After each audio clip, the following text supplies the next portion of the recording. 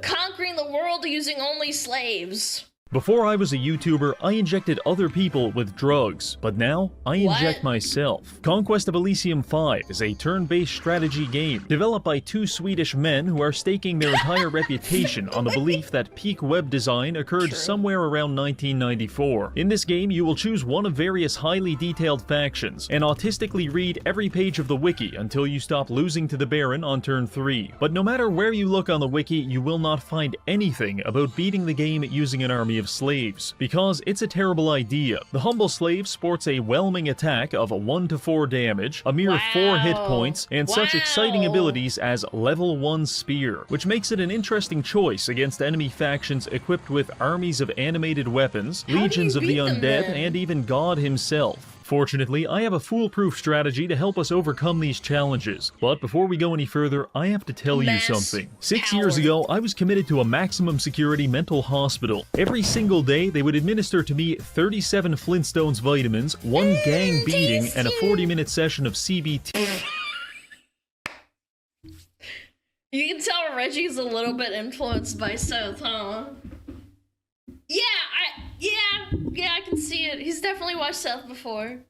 They call this modern therapy. However, there's only one thing that silences the maelstrom of unspeakable thoughts rampaging through my broken mind, and that is Rise of Kingdoms, a free-to-play real-time strategy game. In this revolutionary gaming experience, you play as one of several historical leaders and expand your empire through military action and clever economic strategy. However, this is more than a game to me.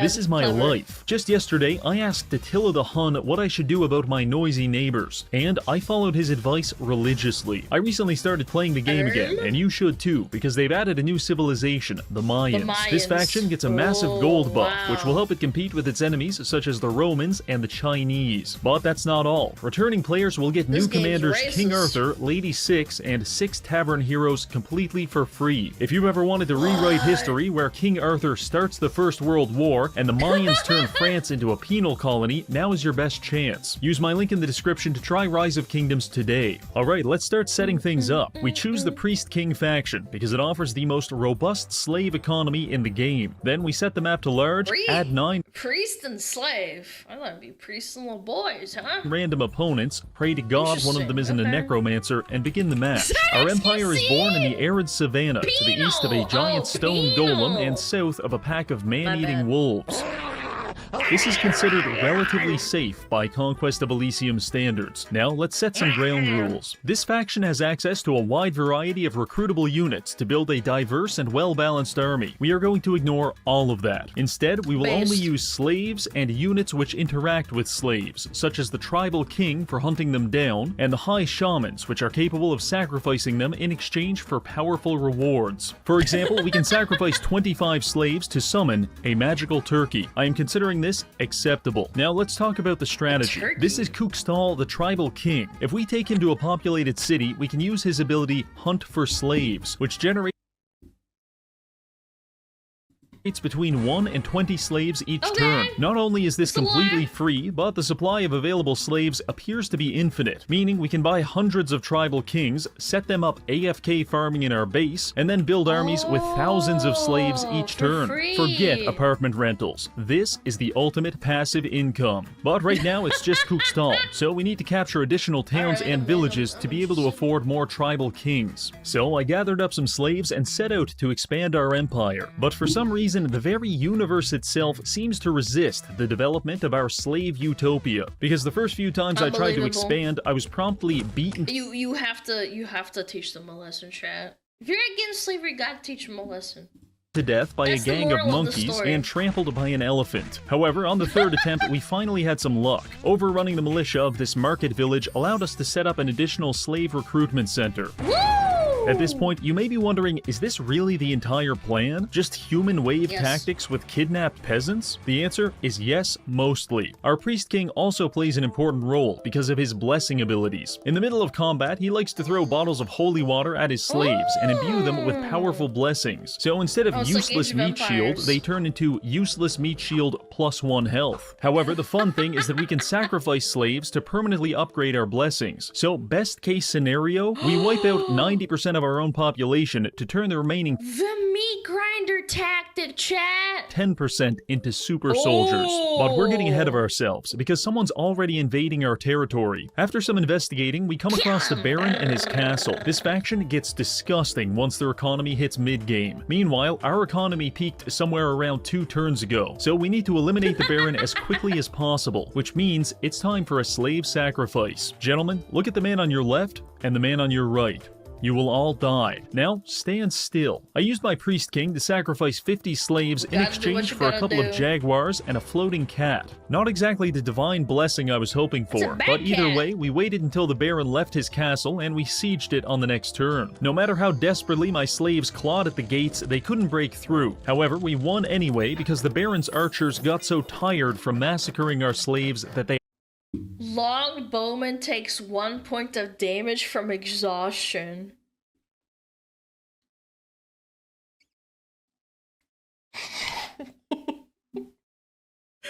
War of attrition for sure. I can see this. They actually died of exhaustion. This is a high-level slave strategy, and definitely not something I did by accident. Since it's still early game, this was the Baron's only castle, and by capturing it, we eliminated his entire faction. 1 down, 8 more to go. And it looks like we found our next enemy. To the west, I spot something truly horrific. Another Priest King. This Pretender King is not only stealing my identity, he's also stealing my slaves. I know I said earlier that the slave supply was infinite, but that's still not enough to convince me to share with this hack piece of garbage. So I head back to the capital to replenish our ranks. Now with 80 slaves, we push toward the false prophet. His first castle is defended by exactly 2 people. We attack it, and I stare at my screen in bewilderment as we lose 65 men in the process. Fortunately, we've got 5 tribal kings doing 24/7 slave hunting, so they're quickly replaced. Pushing deeper into enemy territory, I come across his Bastion of Darkness. After last siege, it became abundantly clear that if we attack this, we Oh my god, look at the left-hand side, chat. will die. So I sacrifice 125 slaves to the god of war. In exchange, he blesses us with a giant parrot. It may look like our god is just scrounging up these blessings from between his couch cushions, but the parrot is actually perfect. It has a siege ability which allows it to drop boulders on enemy defenders. So we took our army and attacked the enemy capital city. The boulders weakened the gates enough for us to break through, at which point I realized the parrot also knows level 2 fire magic, and he spent the entire fight immolating the terrified defenders. Very nice. So we captured the Priest King's base, and I enslaved everyone. Men, women, children, cats, dogs. Here's some shackles, a spear, and a 37-second life expectancy. Have fun. Naturally, the enemy Priest King, Itzlakolikwe, didn't take too kindly to this, and he brought back his main army to kill us. This was a big issue, until he decided to attack a Hydra, which ate half of his units. Then we jumped the other half and stabbed them to death with 400 slave spearmen. The loss of his main army and capital city spelled disaster for the imposter king, and 3 turns later his faction was extinct, thus giving us control of the entire bottom left corner of the map. To celebrate this monumental achievement, I decided to sacrifice 100 slaves to summon a Balaam. This is a jaguar the size of an elephant. You can tell it's a jaguar because it has the exact same icon. The art budget is truly in dire straits. On to the next target, the Druid. You see this forest? You see how it's kind of extra green? That's how you know you've got a Druid infestation. These little weirdos will invade your ecosystem and start talking to all of the animals, and even some of the bugs too. They'll radicalize them against you with their extremist ideas, and before you know it, you're being eaten alive by an army of rabbits. In fact, there's one of his sick little armies right now. We have to put an end to this before he forges alliances with the elephants. Heading south, we immediately come across the main Druid stack, a centaur army fielding several boars, grizzly bears, and a few I hate moose. I had a moose. I hate moose. As the battle started, his Moose! sick druid plans became clear. He's using mass sleep spells to roofie half of my army, and then he's deploying his moose as armor-piercing missiles and driving them straight through my front line to try to reach my casters. However, I've got like half a kilometer of front line, so the moose burnt up on entry. After that, we just worked our way through the petting zoo that was his army, lit his commander on fire, and pulled his neck apart with jaguars. Now that's how you deal with a druid infestation. While we were stomping on the druid's head, I couldn't help but notice a bunch of purple armies running around our territory. These belong to Tedbolt the demonologist, and he's teleporting them here using this magical gateway. His armies are full of ghouls, devils, lesser demons, and Tedbolt himself. Now the satanic arts are one thing, but I do not take kindly to the elderly. Ted's Sorry, this is gonna be a tangent a little bit, but why the satanic arts hell? are one thing, but I do not take kindly to the elderly. Why do they always have chiropractics doing this to like old men and women, and it feels like they're killing them? Genuinely, I don't understand it. I know it's a really good clip, a really good little segue, but why do they do that? Ted's gotta go. To accomplish this, I recruit a new priest Snap and his pray neck, to the god Reggie. of death. I was hoping the death god might just kill Ted in a motorcycle accident, but instead he provided us the tools to do it ourselves. By throwing hundreds of slaves in a volcano, we were awarded Bolan Tiku. He's a powerful spellcaster with death magic. So I took him, 1,200 slaves, and this weird fish guy and attacked Ted in a tribal village. Now, I was prepared for the demonologist to know a few spells. However, I was not prepared for his dogs to be able to breathe fire. In a matter of minutes, the dogs alone had incinerated hundreds of slaves while suffering no good. casualties. I thought this wouldn't be a problem, because way in the back line, my fishman was spending the entire time summoning animated puddles of water. However, I failed to account for the fact that the demonologist was not only killing my slaves, but he was also reanimating them into soulless corpses to attack me with. No. If this fight was a chess match, now would be the time we slam our head on the board Oh no! as hard as humanly possible. Reggie, But what about Bolan no! Tiku, I hear you say? Oh, don't worry, they lit him on fire and beat him to death. So, long story short, we lost 1,200 slaves in a single not good. afternoon. Meanwhile, Ted went from 62 Re-strategize. troops to 29. That's a 36-to-1 casualty ratio. As if that wasn't bad enough, I took my priest king and wandered into the forest to clear my mind. But instead of peaceful reflection, I found a druid waiting for me with a gang of radicalized caribou and venomous snakes. They wasted no time killing everyone I had, including the priest king. This was an all-time low for the slave empire. As I look around the map, I see several other factions thriving. The demonologist is taking all my territory, the druids are forming It's interspecies time for marriages at an vengeance, alarming chat. rate, and the pale ones have a sizable army full of disgusting cave creatures. Why can't we succeed like this? Is it because I keep hurling my subjects to their death? Maybe it's the 99% No. illiteracy rate. No, it's because we're not trying hard enough. We need to sacrifice everybody. This has to be done. I More. recruit a priest of blood, then I use hundreds of slave sacrifices to ascend him to a high priest. From here, we offer 500 slaves to cast the spell Summon God. And from that, our priest king is transformed into the god of blood. This is an extremely powerful Are those titties?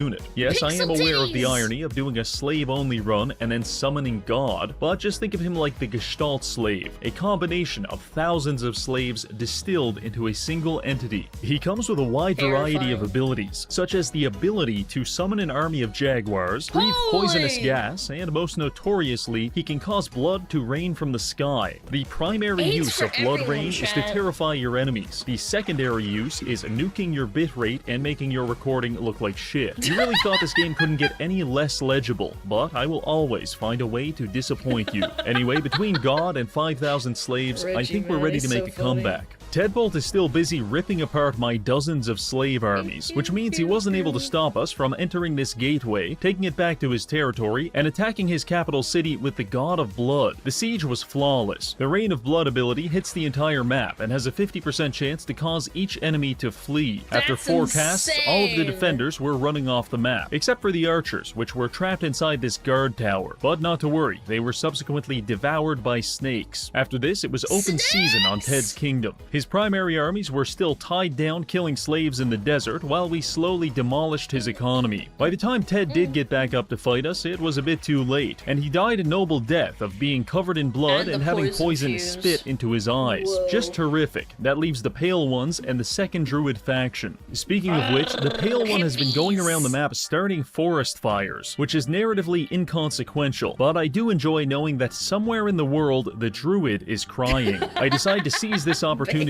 by tracking him down and attacking him. If you're expecting his faction to have developed some new technology since the last time we met, you fundamentally misunderstand the limitations of the subhuman Druid mind. Well, I mean, Tyler one's more of a warrior than a druid, but yeah, sure, I understand. Druids cannot comprehend anything That's above me. shitting in the woods and having sex with trees, which is why over the past 60 turns, our armies have evolved from slaves to God, and their army is still just a handful of wild animals. It may then be unsurprising when I tell you that we absolutely slaughtered them in this combat. His centaurs went into a frenzy mode, which made them invulnerable to fear, but just about everything else was packing it up after the battlefield flooded with blood. Wow. Additionally, the blood god is giving my slaves regeneration, so we're getting pretty crazy frontline value out of a bunch of random bums I found at the bus stop. After that victory, it was just a matter of tracking down the Druid's final commanders, and before long, his faction was eliminated. This leaves us with just the Pale Ones, a race of subterranean mutants. Now, in preparation for fighting the Pale Ones, I thought it might be a good idea to capture the Capitolium from this neutral faction of barbarians. What I forgot was that the barbarians specialize in dark gypsy magic. This isn't the kind of stuff that kills you. It's the kind of stuff that makes you wish you were dead. So we won the battle, but in the process, the blood god had been permanently cursed about 7 times. He has 2 missing eyes, a chest wound, a debilitating wound, a never healing wound, low-grade PTSD, temporary insanity, and erectile dysfunction.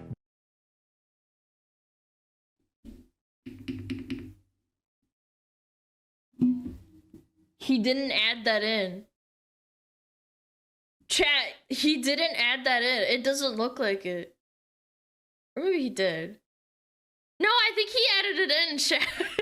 I can't tell. I don't know, maybe? Yes, he did.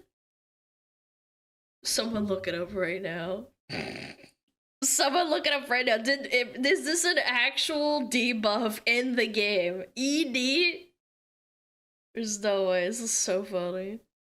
Looks The functional shot. consequence of this is that God is now completely blind, pisses himself when fireworks go off, and sometimes he'll just go comatose and refuse to move for months at a time. Needless to say, I think That's it's just time like to me. worship a new deity. For this purpose, I chose to ingratiate myself with the god of war, and also the god of the night.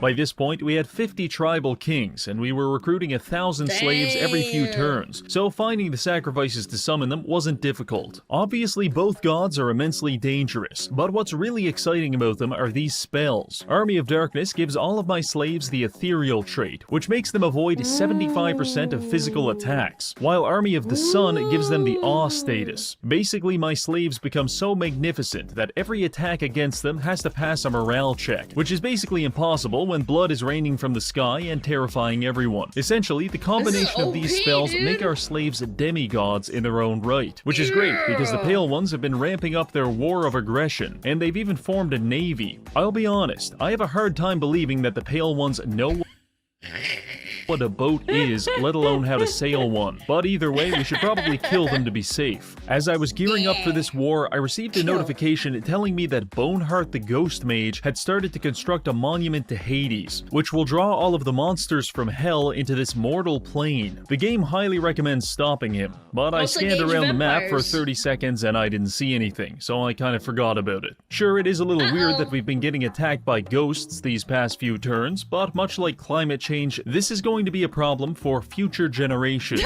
Now, onto the Pale Ones. They have about 40% of the map under their control. However, we're making 10,000 slaves every 5 turns. In fact, we have so many that the game is struggling to even process the battles. So I just fanned everyone out and started picking off settlement after settlement until I found their main army. It had the usual trappings of Pale One filth, cave cows, lots of fire, and some giant earth elementals. But they also branched out into necromantic rituals by mummifying their dead and reanimating them into cavern wights. Cool trick and all, but we have the literal army of God. Admittedly, the earth elementals lasted longer than I thought, and they were even tunneling all over the battlefield, crushing dozens of slaves at a time. But it just wasn't enough, and by the end, their army was in shambles. Now it's time to track down their subterranean hideout and finish this for good. I was prepared for this search to take months, but it turns out their cave is just like 60 feet to the east of our border. So we let ourselves in and attacked their capital. The battle began with their catapults firing indiscriminately into my army. However, there aren't enough rocks in the world to kill this many slaves, and even if there were, the rocks would have probably been more valuable anyway. Me or this white rock right here? Be honest, don't lie to me. The rock, it serves a purpose. The primary I know exactly what clip that's from, man. Oh my god. The challenge with this siege was the very narrow 2-tile bottleneck around the gate. This meant we could only stab it with 2 slaves at a time. Additionally, the collective mass of thousands of rabid slaves pushing forward was actually forcing hundreds of my units into the enemy moat, at which point they would drown. It wasn't until one of my gods tunneled through a rock wall and created a new entry point that we flooded into the hideout and captured his capital. That's all she wrote for the pale ones. Normally, this is where you'd get a victory screen. However, there's still one minor problem. That ghost mage from 20 turns ago, yeah, he actually finished building the monument to Hades, and now the map is swarming with 500 stacks of ghosts. Also, I want to get ahead of the allegations here. The sudden appearance of thousands of ghosts has absolutely nothing to do with me sacrificing thousands of slaves. This implication is communist propaganda, and I'll have none of it. Anyway, the map is flooded with violent spirits. The funny thing is that our slaves are still winning, but the amount of ghosts appears to be doubling every few turns, so we need to find and destroy the source of this dark magic. The only section of the map we haven't explored yet is the northeast, so I sent a few armies in that direction. Before long, I came across Typhon the Wraith and 540 dispossessed spirits. I think we're on the right track. I rushed Typhon with about 500 slaves, but Wraiths are very good at 2 things, AoE and lifesteal, which are the exact 2 things you need to kill 300 slaves by yourself. Eventually, we broke his morale and he died from a panic attack.